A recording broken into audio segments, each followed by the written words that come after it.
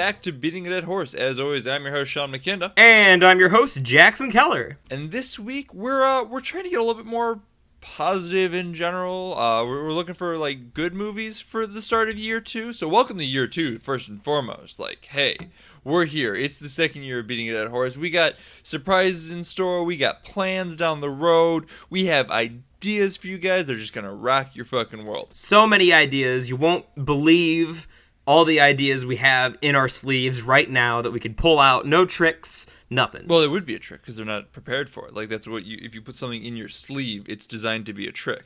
Oh. Well, starting year 2 already fucking up. We watched Won't You Be My Neighbor this week. It's a stark comparison from The Purge of last week. In fact, it is a stark comparison from, like, the past month of movies, because we basically have only complained about the past month of movies, I think. I was going to say, praise be to God that we watched a quality film made by artists and filmmakers with themes and stuff to actually talk about and chew on, and not just some more fucking dinosaur gutter trash. This movie was great. I expected that I would like it, and it was even better than I expected. Yeah, we're actually going to be able to go back to, like, discussing themes of death presented within the movie and, like, debating the idea behind them and whatnot. Stuff that we haven't seen in months at this point.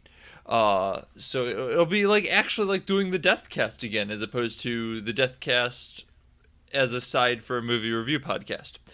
But I also really liked it. I thought it was really good. I had never actually really watched Mr. Rogers as a kid. I might have caught, like, an episode or two, but I wouldn't have remembered it to any real extent, judging by how young I was. So this was more just me going to see a movie about a man I've heard a lot about. I'm pretty much in the same boat. I actually remember from when I was a kid, when Mr. Rogers passed away, I remember my mom came and told me about it, and she was pretty sad about it and expected me to be devastated, but I didn't really know who he was, because that would have been 2003, so I would have been in elementary school. And she was like, oh, you used to watch that show all the time, remember, like, when you were really little? And I'm like, I must have been too little to remember then, because I don't remember now, but that's sad.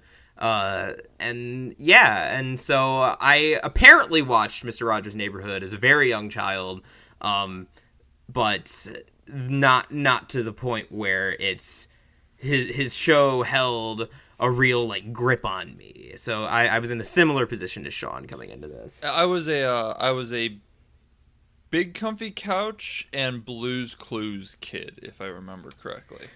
I watched a lot of Blue's Clues, Sesame Street. I was into Barney for way longer than a kid probably should be. And that explains why you love Jurassic World Forgotten Kingdom so much. It explains why it's my favorite film of all time. I mean, it held such weight to you. All the dinosaurs dying felt like a reminiscent of, Barney and the death of your childhood. Killing my childhood with my own hands. Just the themes, the thematic resolutions from the real world implications. It's a lot to bear. I can understand. So it's good that we're talking about Jurassic World, because Mr. Rogers himself was a man very dedicated to stopping gutter trash from flooding the media. And, it feels maybe dark, maybe appropriate to talk about the state of things. We'll get into that later. I don't know if we want to, like, give a spoiler warning on this. I mean, if you want a recommendation, go see it. But, it's a documentary, so it's not exactly something that can be spoiled as far as the plot. Yeah, I was kind of debating that too. I think I kind of came to the conclusion that I think we should kind of give at least somewhat of a spoiler warning, just because, well, yeah, you can go Google Mr. Rogers' life. The way the movie itself is set up, I think, is a treat that I don't necessarily think you'd want spoiled. The movie is very artfully made. There's a lot of great emotional moments. If you hear the word documentary and that sounds like something that's boring to you. Like, I promise that it's not. I mean, I'm a little biased because I do like documentaries, but this is a very emotional, very relevant, very, very great film. My favorite film I've seen of the year easily. So yeah, so to take the spoilers with however you want to take them. If you're not concerned about spoilers for documentary, don't worry about it then. If you are, I get that. But I think we're gonna dive into the conversation a little bit, and we're gonna try and kind of follow the pacing of the movie, and that we're gonna do a compliment sandwich, except it's gonna be more of like a positivity sandwich with a little bit of negative in the middle, because this is not the Death Cast if we're not at least somewhat negative. So, well, that's the strange thing, is that this movie was very heartwarming. It was very uplifting. I also think it broke me, or rather revealed what a broken person that I was, because I couldn't help but think of really zero in on a lot of the sort of unsavory, bitter elements that are present in the film. But again, I can hold off on that insane ramble for a little later. But while we're talking about positivity and compliments, that is one reason I enjoyed this film as much as I did, was that going in, I expected to like it as just like a feel-good, heartwarmer documentary.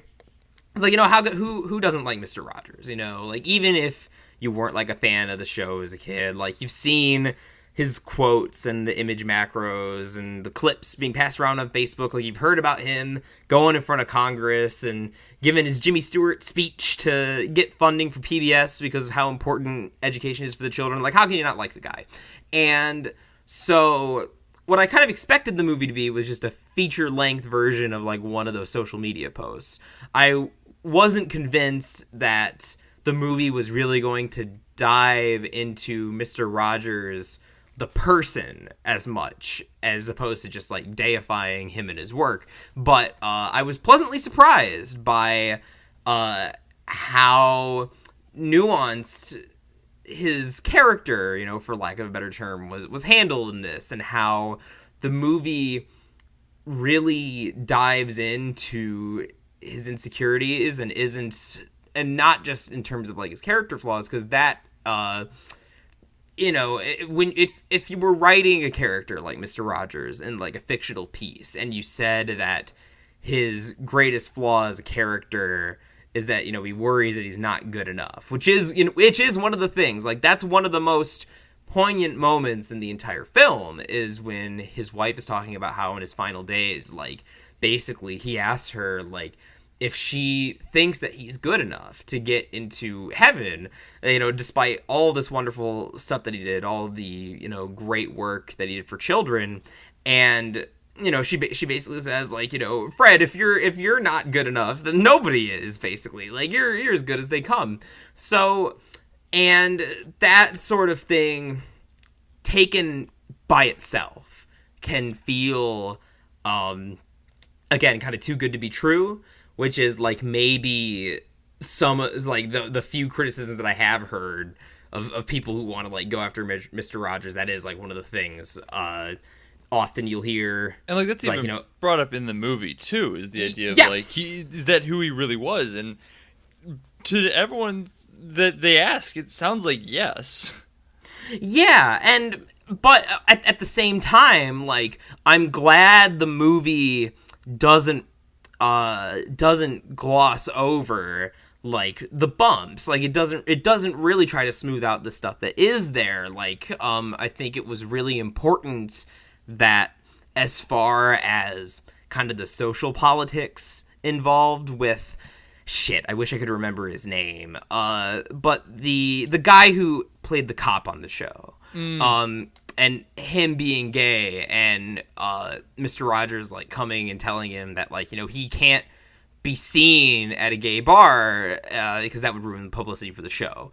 And eventually, like, he sort of comes around, and there's a really emotional moment where he tells him that he loves him, like, just the way that he is, but, like, it doesn't try and hide the fact that he did that. You know, it doesn't try to fact that that wasn't so like a good thing. The prejudices of the 60s were alive and well in any way, shape, and form. So even if necessarily it wasn't his belief, he understood the marketing behind it, and so wasn't willing to push through that marketing. Like, obviously, even if it was his belief, he did come around to be like, yes, I understand and accept the gay community, but at the time, he might not have. It's Jackson saying, it shows it blemishes and all, be it his own character flaw at the time, or be it an understanding of the market and an unwillingness to push forward with a individual on his cast who is gay. I just found that really, really admirable about the movie, and again, that combined with his personal sort of background, and particularly those segments where they animate the tiger as sort of the personification of him, with like his words in the background talking about trying to use music in a way to express his feelings that he can't in words due to his upbringing. Like, all those kind of segments ended up really getting to me. Like, it ended up being a great visual component to really humanize him and show that the filmmakers were dedicated to a well-rounded view of him as a person and not just of his work. And it's great. It's wonderful. And teared up a lot. And the audience was tearing up a lot. And it was great.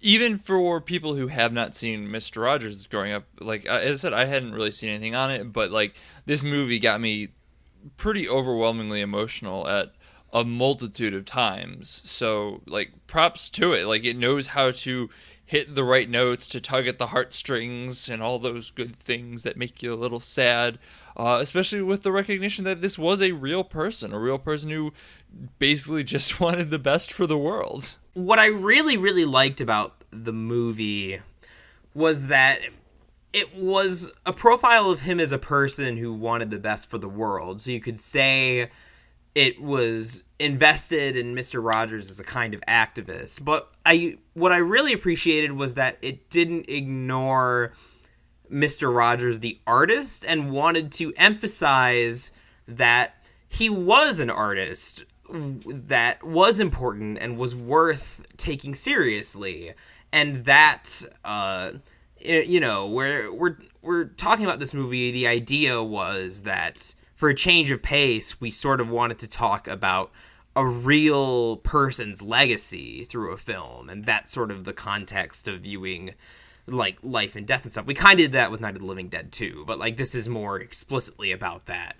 And I think what one of his greatest legacies might be in terms of, like, the media is just trying to take himself seriously as an artist, as someone who actually has an impact on communicating with people, and particularly people that are maybe not taken seriously themselves, like children. That's always the thing that you hear if you talk about, like, an animated film or something these days. Like, oh, it's a kids movie, it's not worth being taken seriously, like, kids are dumb.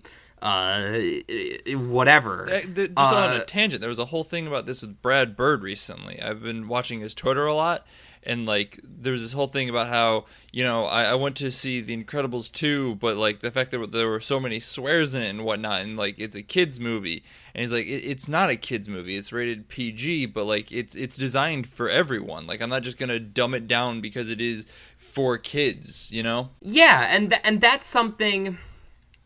And that's something that he was very clearly invested in. And how, like, his approach to entertaining and educating children was not to treat them like idiots. Like, probably one of the saddest scenes in the movie for me was just where two things come to mind. The first is that scene where they just play the clip of him as the tiger, you know, sort of what what his wife says is, like, the personification of him and his insecurities, talking about how like asking if he felt like a mistake, and how the actual construction of the show was set up to be like a duet to try and show how deep-seated, even in kids, those sort of fears and anxieties are, and how they don't just easily go away by someone saying the right thing. And that was a really emotional moment when they just played that whole clip and like provided what everyone was saying about it. And then the other thing that comes to mind when talking about Mr. Rogers trying to treat kids with respect and, you know, help them work through their feelings is when we see the Challenger disaster. The movie plays the full clip of the Challenger disaster, and it shows all the kids in schools like watching and excited for this launch, and we see it all go wrong, and everyone presented with like this actual death right before their eyes on TV. It's a wild thing, just because I had never had the context of the fact that like there was a group of school children watching their teacher go up in this Challenger live on television, and like watching this scene. My only thought is like, what are these school children thinking as they're watching it just break apart? Like what could even remotely be going through their minds? I mean, that's the kind of thing that's legitimately traumatizing. Like even with the distance of a television screen, like if you watch your teacher go up in smoke in real time, that's going to mess you up. And so that's why Mr. Rogers and what he was doing and what he was trying to do and get people thinking about in terms of like what we show kids and the media they consume is so important. And having someone in their lives, even if it is like a relationship with a person projected on a screen, what those messages, what that communication is, that all still matters and can make a real difference on someone just sort of dealing with difficult subject matter and not really understanding the world, and for kids especially. And that's I mean, really what this movie is about, more than just, you know, the life and times of Mr. Rogers, which it certainly is. It's about the role that an artist plays in the world, and why art is important, and why art for kids is especially important, and people should be taking it more seriously than they do, both consuming it and creating it. And yeah, it's a lot. It's a pretty heavy movie when you get down to it, especially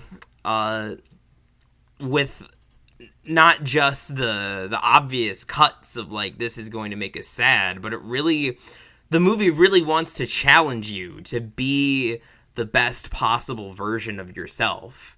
The thing about this movie, though, is that I really respect about it, and why I think that it broke me, like I said, is that in showing what Mr. Rogers' mission statement was, the movie makes a very definite point to kind of show how, like, we as a society are not living up to that in a lot of ways. And for me, like, the darkest part of the whole movie is when they're talking about how after the show had ended, they brought Mr. Rogers back on TV one more time to try and talk to kids about 9/11. And this got to me really personally, because I am someone who was alive before 9/11, but was very young.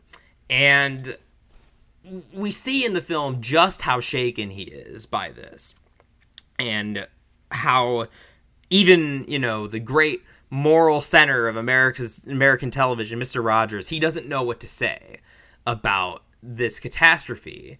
And his job then is to try and go on live TV and say something that'll help kids make sense of what they're seeing. And the thing that messes me up so much about this scene as someone who barely remembers life before 9/11 is how overwhelmingly, because I think I was in like what, second grade when 9/11 happened, probably. It's how I have overwhelmingly just like grown up in this world where that was just normal. How my entire childhood was like the war on terror, Iraq war, like constant, never ending conflict that has only gotten worse since then. And how when I was a kid, I didn't really know about how significant this was. Like, I was not, did not have the full context. I didn't really understand what was so different now. And that just to me stresses how, as things get worse, and the movie openly acknowledges this, it like asks you through the interviews to think about current events and what's going on. How would Mr. Rogers try to address what we see in the news today, like, to kids? Like, could he even do it? And that's just such a depressing question, not for just the obvious reasons of, oh, like, you know, here's our president putting children in cages, but also because of the whole underlying system for how we get information has not developed in a way that Mr. Rogers would have liked. How all the problems he had with children's TV have now only gotten worse as TV has no longer been the dominant medium that children are exposed to, because now that's YouTube. And I'm sure a lot of you have read that article talking about all the messed up algorithm generated videos. Just a quick interjection. It's from James Bridle, and I will add it to the description of the podcast down below. So if you have not read it, highly recommend it. It went rounds. It's a really good article. It is wild to read. It'll really make you think. Thanks for getting the author and the link and stuff, because it's been a while since I read it. It's been a bit, but yeah. And so, you know, to give a quick summary, is that basically what's messed up about YouTube, aside from the obvious, like, anyone can have access to this information. We have kids watching PewDiePie like scream the N-word during a stream, and you know, so there's that stuff, and that's an issue. But then in addition to that, we have algorithms generating these videos that are basically just hauntingly garbled nonsense featuring like Elsa and Spider-Man and Peppa Pig and all these characters that kids like. And because of the way the YouTube algorithm works, like, they're just being shown an endless stream of this incomprehensible trash. And it's like kids as young as like 2 and 3 just get tablets with YouTube Kids thrown into their hands. But, like, I just need to jump off, like, the fact that PewDiePie said the N-word, while, yes, is inherently a problem, is more so exacerbated because of the audience he has. These are children who are seeing a person that they have looked up to and, like, you know, they want to emulate. I wanted to say emulate. Very different thing. They want to emulate him, and like you see the kids for a little while, they're walking around like the Bro Fist t-shirts. I think that was PewDiePie. I don't really know.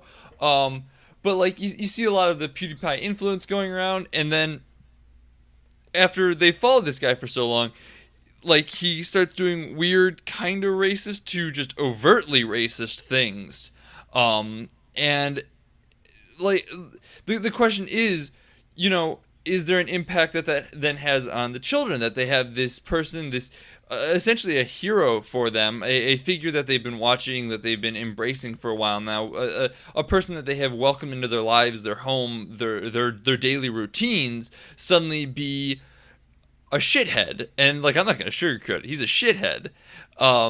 that has to be damaging, and like that is the whole thing that Mr. Rogers is going for. Is like, we want to have the creators, the content, all be respectful of children and respectful of the things that they should be respectful of. It's not like, so if PewDiePie put out a quality show, and I'm not saying he did, it's just him shrieking, but if he did put out a quality show and then suddenly started saying racist things, it would be just as bad as him putting out what he currently puts out and saying racist things, because like the impact of the children from this perspective would still be equivalent. It's putting out bad content from bad people.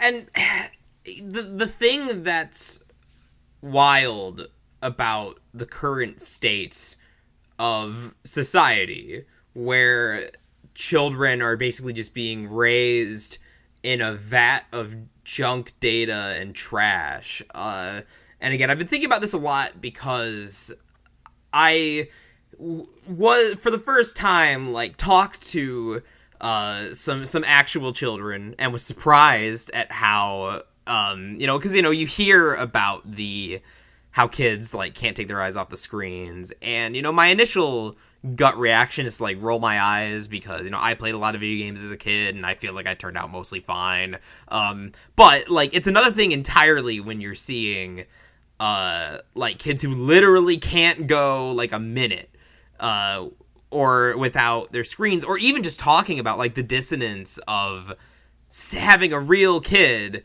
like, strike up a conversation with me about, like, PewDiePie and all these, like, racist Minecraft YouTubers and stuff. It's really jarring. And so, in addition to that, and just the fact that I've been on a bit of a Twitter break for a while, I deleted the Twitter app on my phone, just kind of take some space from the media cycle. I had a really messed up moment where I was just, like, waiting in line at, like, a fast food place or something, and on my phone, I not accidentally, but, like, I just randomly opened, like, the YouTube app with no intention of doing so. Just like, why did I do that? And then I realized it was because that's just where my thumbs automatically went when I had a moment.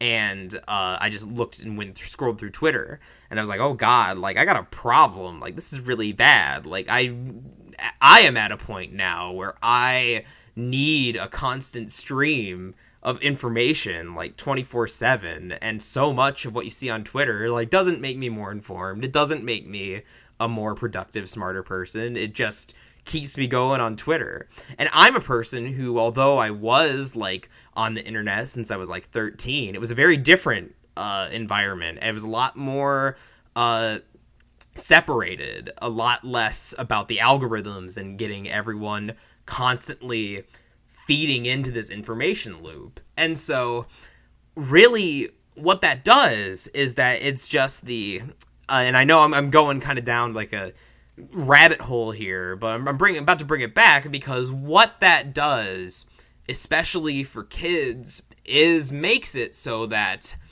because you describe PewDiePie as a hero, I think what PewDiePie is to these kids is worse, because I think to these kids, PewDiePie is a friend. And that is not a unique observation that I am making, because what this constant information connectivity cycle does, it makes us feel like we can watch someone's every move through their tweets, their vlogs. Like, there are some people on the internet whose lives I'm probably more familiar with than people I know in real life, just from watching and reading all their content. And so, when you have... It's one thing to have PewDiePie as your hero, like, as sort of this distant figure that, like, you're acting out of line with. It's even worse when you feel like you have that direct connection to him. And the thing is, like, I just want to, like, take a step back a minute and say that I think this is not a problem specifically with guys like PewDiePie. This is a problem with the way the whole system is structured. There is no separation anymore, because even if, obviously PewDiePie should realize that most of his audience is children, and like, should be more fucking responsible about what he says and his actions and stuff. But right there, I'm sitting here throwing all this content out on the internet, like I'm swearing, I'm saying whatever, I'm not over here tossing around the N-word or going on a tirade about white nationalism like JonTron did or something. But I'm not thinking about like, what if a kid watches this? I mean, they could. Beating a Dead Horse doesn't have a child-heavy following, to my knowledge, but who's to say that it couldn't? We don't have a following. And so, like, that's the key difference, is that Mr. Rogers, he too sort of wanted to be kind of this virtual friend, this friend in a screen. But Mr. Rogers was setting out to do that. He was setting out as part of like his art, his work, specifically with this audience in mind, and had and had that degree of separation. Whereas, PewDiePie probably didn't want to be the virtual friend to millions of children, but he is now, and he's got to deal with that, and everyone has to deal with that, and we all have to try and navigate this hell world where we're just constantly bombarded with trash. Plus, Mr. Rogers leaned into the idea of being a friend even outside of the program. I don't know that he necessarily was ever acting on his show as much as just being who he was, which is why it worked so well. There was never that separation between this is who I am on screen and this is who I am in real life. I am a friend to the children, is what I am and what I strive to be, no matter where I am. Like, this is... If they see me somewhere, this is who I need to be no matter what. And, like, that is the other big difference there, is, like, a lot of PewDiePie and whatnot, they are actors in those instances. This is who, the personality that they have cultivated, and this is not who they necessarily are off screen.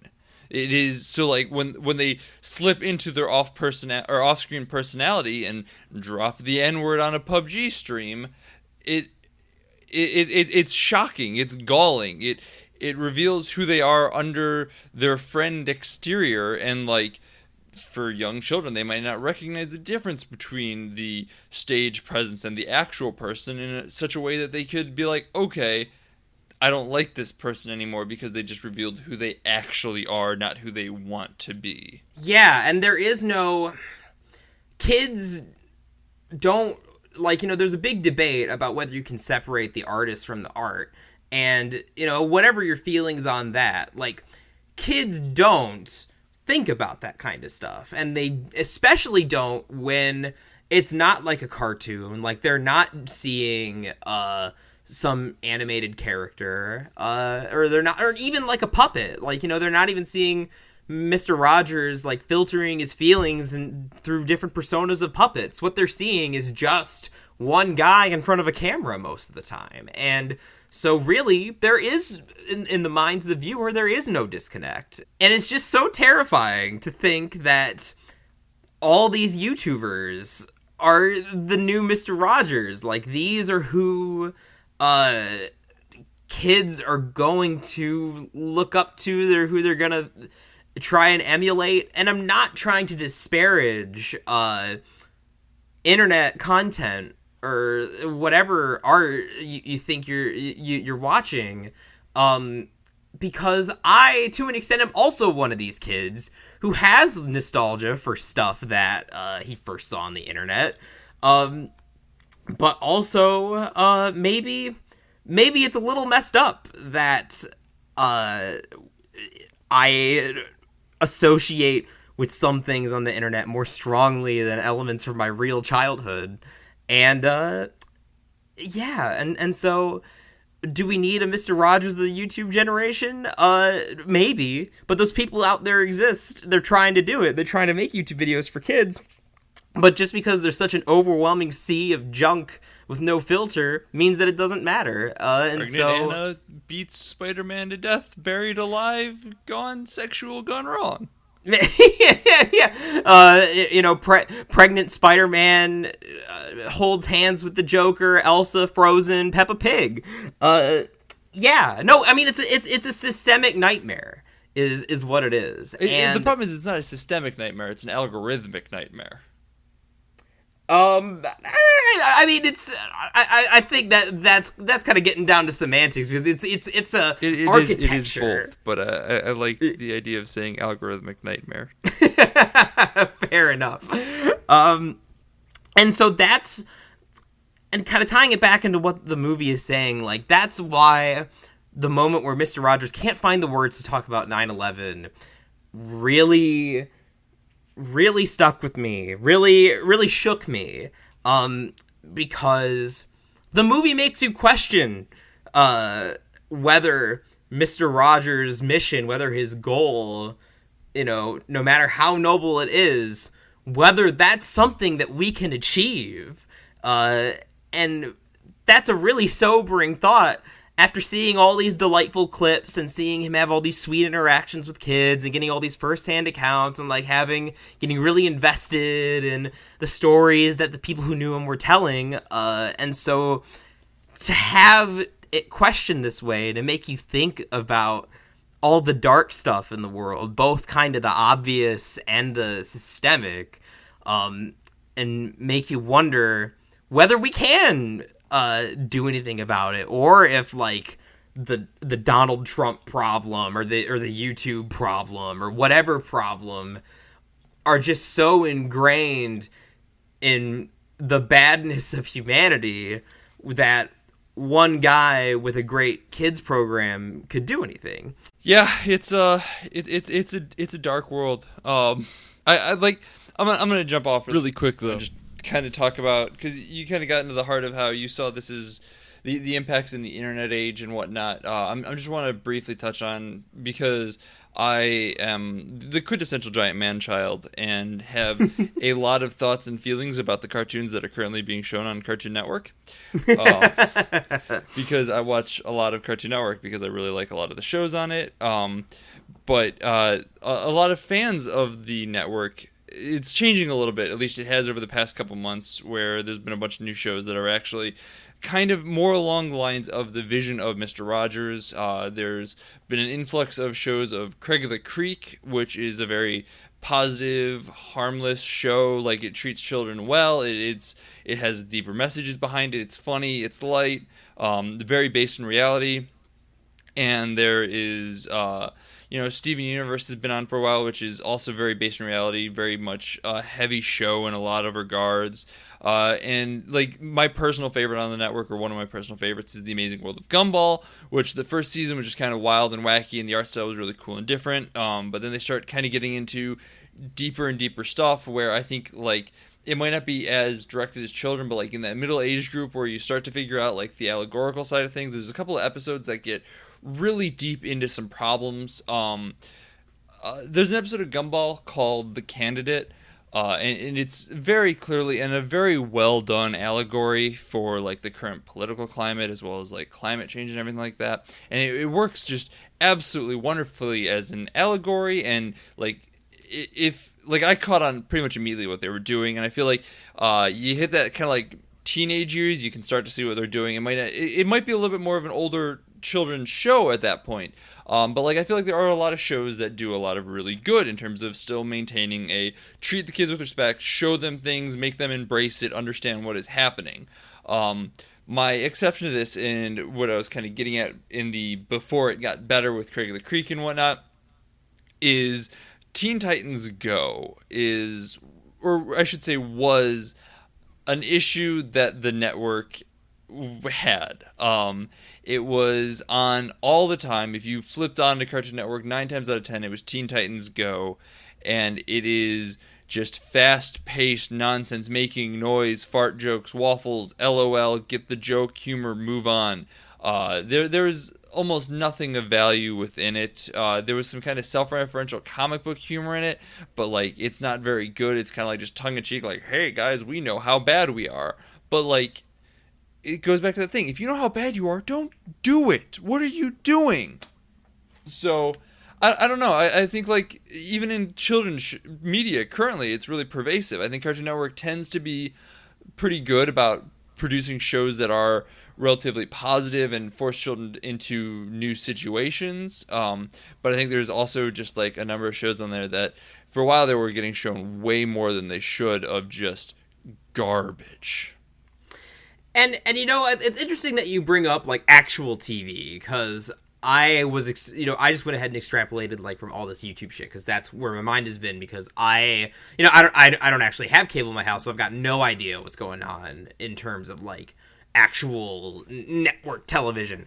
I just know Cartoon Network, so I'm not really a great barometer either. But I think it's interesting that you bring that up, because in some ways, like, in that particular medium, I think we can maybe say that in kids' cartoons and just television more generally, like, I think that his legacy it really affected that medium. Like, TV now is just generally of higher quality. Like, there's always going to be trash, but like if you think about like cartoons from the 80s, like no reasonable adult could go back and watch He-Man, you know? You say that, and yet people were just literally yesterday up in arms about the She-Ra redesign on Twitter. But those people watched He-Man as a kid, so they have a nostalgic connection to it. I'm talking about how, like, you, with no nostalgic connection at all, could go and watch Gumball and get something out of it. Like, you know, whether, like, I totally understand why someone would be super invested in He-Man if they did grow up in the 80s and watch it. But generally what it sounds like from my, experience with, like, cartoons, the few that I've seen nowadays, is that, cartoons that are on now, generally better than the cartoons that we had as kids, give or take, like, some Teen Titans Go and some trash. And the cartoons that we had as kids, generally better than the stuff in the 80s. Again, you can see that with, like, live-action TV, even, like, shows started to have themes, they started to have, they started to get into a more, like, continuous structure. Shows like Breaking Bad started following more like the HBO model, and, like, that started showing up more on, like, big cable productions before Netflix kind of swooped up that type of storytelling. But, yeah, it's just generally, TV, in a lot of ways, that particular medium has seen a lot of the improvements of Mr. Rogers' vision and dedication to kids and just art more generally. And I mean, I wonder if part of that too is just that the people who are making shows like Craig of the Creek and OKKO and Gumball, like, they are our age, give or take 5-10 years. They're the people who grew up with Mr. Rogers. They're the people who grew up watching SpongeBob and Fairly OddParents and stuff like that, and seeing the things that were good about it and what they can do to make it better, and seeing how they can spread the message. Because, like, they recognize that, I mean, hell, I'm 25 and I still make SpongeBob references every third day, if not every day. So, like, understanding the memes and the ideas behind these things and how they stick with you as a child I would be willing to bet, driving these people to make better cartoons, just because, like, there's so much more of an open medium to it.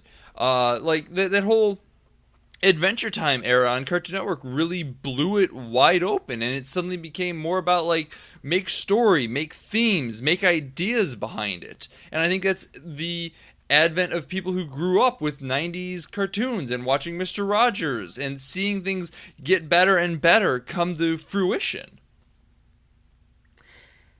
It's almost like things get better when people care about their art form as actual art. And you know, maybe there's some hope yet then that, because YouTube and social media as a platform have only been around for, like, the past decade, give or take. So maybe there will be, people will figure out their shit.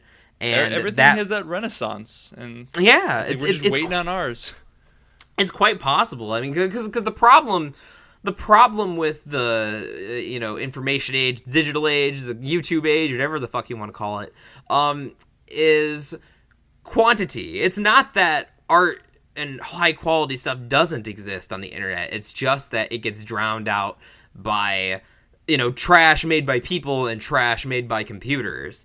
So maybe maybe things will shape up. But despite all my doom and gloom, despite all my doomsaying, despite all the ways that this movie made me profoundly afraid for society, it is still, at the end of the day, telling you that you can't give up, telling you that you can't just sit there and expect things to go better. You can't just sit there and ask what Mr. Rogers would do, because you got to think about what you can do in the now. It's the ultimate message of the movie. You can think about his legacy, think about all the good times and good lessons that he gave you, but in the end, if you're not actively trying to be the best possible version of yourself, if you're not actively trying to make the world a better place, then you're not really living up to it. So that's why here on this show, I'm not just gonna bray about the decline of society because of the internet. I'm actually gonna sit here and try to make art and do the best that I can and be good to people, and you should too. And that's why we mentioned last week we have a couple episodes that will never see the light of day, because we want to be like, we want you guys to understand that we want to create art that is respected. This podcast is definitely an art for us. It's something that we love, we want to respect, and we want to respect your intelligence, and we want to have open discussions, and we want to, make sure everybody's on the same page with this type of stuff. So, I don't know. I'm really proud of what we've got here. And I think that's, as silly as that is for me to say here, I think that's the theme of Won't You Be My Neighbor, is, create art that you can be proud of, create art that is intelligent and treats people with respect. And I think we do that, and I think we have a good art. I hope Mr. Rogers would be proud of me. Please, TV Daddy, give me approval. I've been Sean McKinda. You can find me on Twitter at Sean_McKinda if you want to risk a venture into that hellscape. If you don't, I have a website, isortof.com. It's where I post all my good stuff. So, I've got reviews there that I'm also very proud of. I think that they are very good. I also have some YouTube things that I made briefly. Those aren't as good. I just kind of did them because I thought it would be fun, and it's a stepping stone to better things. It's coming, I promise. And I also have a Twitch page that I stream on all the time, and that I am proud of as well, because I think that I present a solid show that's just, it's light, it's comedy, but also I'm hoping that eventually it grows into people coming and talking to me about movies, because that's all I ever really want to do with my life, because I'm way too invested in movies. Yeah. And I'm Jackson Keller. You can find me over on Twitter at Jackson J. Keller. As I mentioned earlier in the episode, I am on a bit of a Twitter hiatus at the moment, but I will not be like that forever. So make sure you follow me, so when I do make my triumphant return to the bog, the information nightmare that is Twitter, you'll be there to bear witness. And if you want to follow the podcast on Twitter, because this is just, hypocrisy 101 right here, you can do that at BADH_cast. We mainly tweet about things that are going on with the show, all that good stuff. Go check us out. If you have enjoyed the show, please leave us a review on iTunes, share us around, tell your friends, all that good stuff. We're looking to, grow. We want to keep doing this more and more, and, the best way to do that is to keep growing. So, pass this around, tell a friend, and, remind them that we're not as morbid as it sounds. We try and be pretty positive on this show. See, and thus the point of this episode is revealed. Our grand plan unfolded, because by growing and supporting us, you will help us be the next Mr. Rogers shaping the mind of a generation. Oh, man, that'd be a wild twist now, wouldn't it? As always, we'd like to thank Lords of the Highway for the use of our theme song. It is Suicide Alternate Take off the album High Octane, Low Expectations on Spotify. All the other good places. Go hunt them down. Check them out. They're a great band. Also, thanks to 25yearslatersite.com for hosting our nonsense. All of this episode I don't think was nonsense. So, thanks for just hosting us. Next week, we're going to be talking about either 8th grade or Mission Impossible Ghost Protocol, depending on one of us who has bad theater. Depending on my rural theater, yes. So we'll see what ends up happening. It might be either a good movie because 8th Grade is, supposed to be like a Bo Burnham masterpiece, or Mission Impossible Ghost Protocol, which is a good movie, but also like in the schlocky great way. So I guess we'll find out. Bye.